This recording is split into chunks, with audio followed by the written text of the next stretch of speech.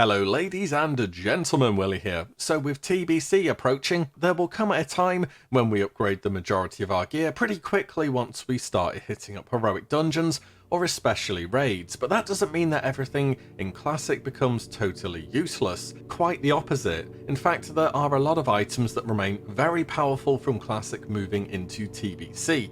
Like a lot of them. Some are a bit better than others for sure, but you may have just overlooked a few of these or have not thought about how good they can be moving forwards, and they are definitely worth a few bank slots at least as a long-term play. I just want to look over a few of them today. I won't be able to cover everything I want to in one video because there's quite a lot of items from Classic that will remain relevant, so any of us I miss out here, do feel free to let me know down below. First, let's start off with a few of the potions. Both free action and living action potions go unnerfed between Classic and TBC somehow, and keep exactly the same crazy good on-use effects. It is worth a note these cannot be used in arenas. Thankfully, I'm glad arenas weren't just another consumable fiesta if I'm honest, but they remain as amazing as they are at the moment for all other areas of PvP like open world or battlegrounds. Still probably the best flag carrier consumable. But these aren't just an item to consider in PvP moving forwards either. Heroic dungeons and raids have a whole lot of very nasty stuns in them, and as a tank or even as a DPS sometimes you absolutely want to be carrying these around for certain areas of content. I cannot stress enough how good fapping is for your tanks. You really just want to get stuck in deep and really in the thick of things and just fap away.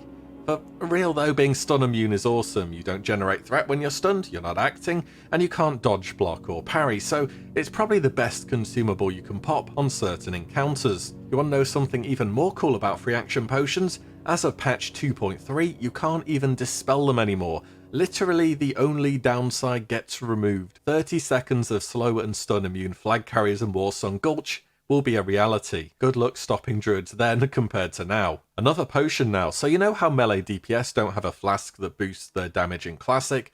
I know, poor melee, it's a surprise they can even get on the meters really. So in TBC they do get a flask to boost their DPS. Here it is. 2 hours 120 attack power. Pretty good, right?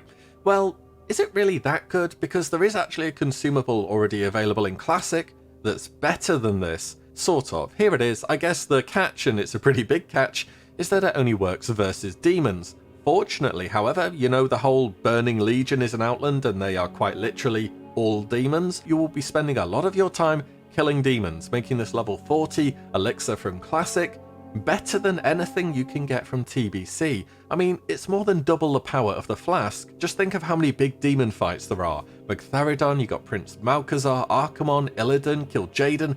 Any melee DPS pushing their performance will be needing these in the dozens because A, they only last 5 minutes, and B, rather unfortunately, you cannot stack them with flasks because you can only have one battle elixir active at once. Expect melee players min-maxing to be popping multiple flasks and demon slaying elixirs per raid to get the benefit of the most attack power between different types of mobs. Okay, some good consumables there, but how about a few raid items?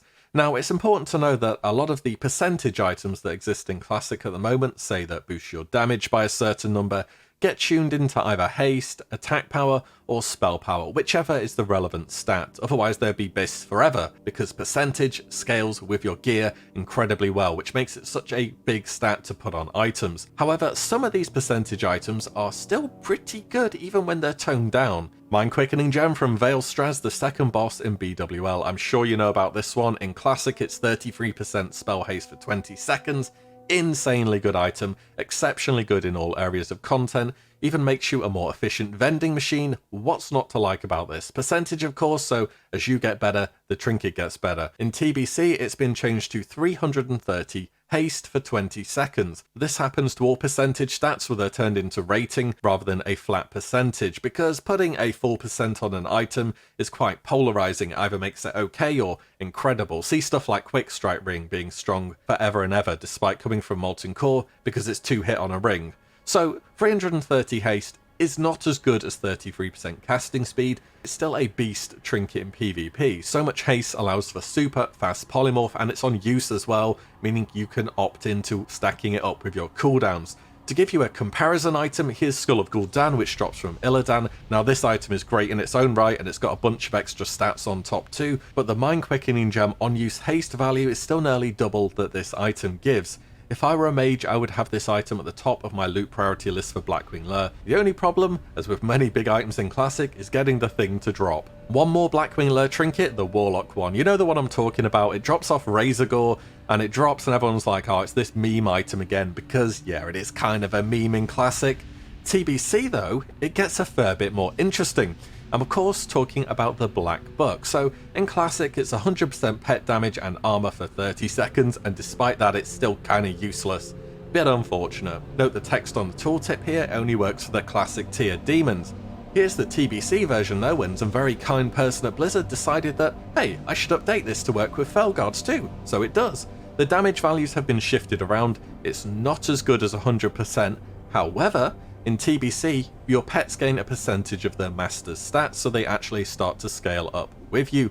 On top of this, there are talents that magnify this too in the demonology tree. I mean, this isn't going to be some cutting edge, top of the meters on every single fight kind of spec, but at early gear levels, demonology is actually quite competitive. I mean, I'm just looking forward to sending my Felguard in and seeing how much damage I can do with it, to be honest. It's a pretty cool item to have. Okay, how about some healer stuff? DPS classes and tanks to an even lesser extent get to keep some cool toys, but I reckon healers get some of the most interesting items that stay relevant. I can think of two in particular which I know for sure were used throughout the duration of TBC. Scarab Brooch from Viscidus in AQ40 is particularly strong, providing an extra shield on top of your heals, extra good for fights where your raid is taking heavy AoE damage. Imagine getting group-wide chain heals or Prayer of Healing or Mending with this trinket active. It can make a huge difference. Also, what's interesting to note in Classic is that it's been found that this trinket stacks with other on-use trinkets too for some reason, which is a bit weird if I'm honest. I had to look through the patch notes and I couldn't specifically find whether this was taken out in TBC, so there's a chance it's even better than originally expected if you're going to be able to stack it with TBC on-use trinkets too. Most healers just want this item for Classic though, never mind TBC, but if you were to pick it up, it'll be a great item for a very long time to come. There isn't even that much healer loot in AQ40 anyway, so I would have this one near the top of my priority list. Another great item to consider as a healer is Darkmoon Card Blue Dragon. This is turned in from the B stack, a 2% chance to allow 100% of your mana regeneration to continue whilst casting for 15 seconds. Just like Scarab Brooch, this one is percentage based and is completely unchanged between Classic and TBC, and well, guess what? Items that have a percentage of them that aren't nerfed never go out of fashion, and this is no different. The proc actually gets better in TBC than it is in Classic, especially for the likes of classes like Holy Priests. Let's finish up with a few items that everybody can benefit from, and I'd like to start off with another Darkmoon card, Twisting Never. So this item is more than just a little bit memey, but it gains some more value in TBC than it does in Classic for sure. A 10% chance upon death to be able to return to life with 20% health and mana. Already it has some pretty niche use in Classic, in Battlegrounds for instance, and the item itself has no internal cooldown, so just keep spinning the wheel, land on green and you can res again and again and again. It's also solid for the, oh no, we're gonna wipe Hunter item, we can swap it with a Feigned Death, and then you know how Feigned Death goes when you use it and then mobs re-aggro on you anyway, you get a 10% chance to avoid the run back. But the funniest use of this item, and the reason I bring it up in the TBC video, is because it works in Arena. Yes, really.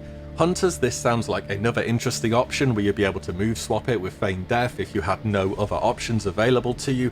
It could win you the game if the enemy team starts messing around after they think they've won, and suddenly you just res into a scatter trap out of nowhere. It would be hilarious to see. I actually thought this got patched out, but I went to look into it a bit more because I was curious, and there's a bunch of comments from Wrath of the Lich King and beyond on Wowhead about this trinket and how people use this unique item, and it's going to be pretty cheap at the moment, so it could be something to look into. Finally, an item, or two items I should say, from Nax Rammus, once again unchanged from Classic to TBC, that being Mark of the Champion, which are two different items, either up to a flat 85 extra spell damage or 150 attack power, versus undead and, more importantly, demons. Remember Elixir of Demon Slaying suddenly becoming amazing?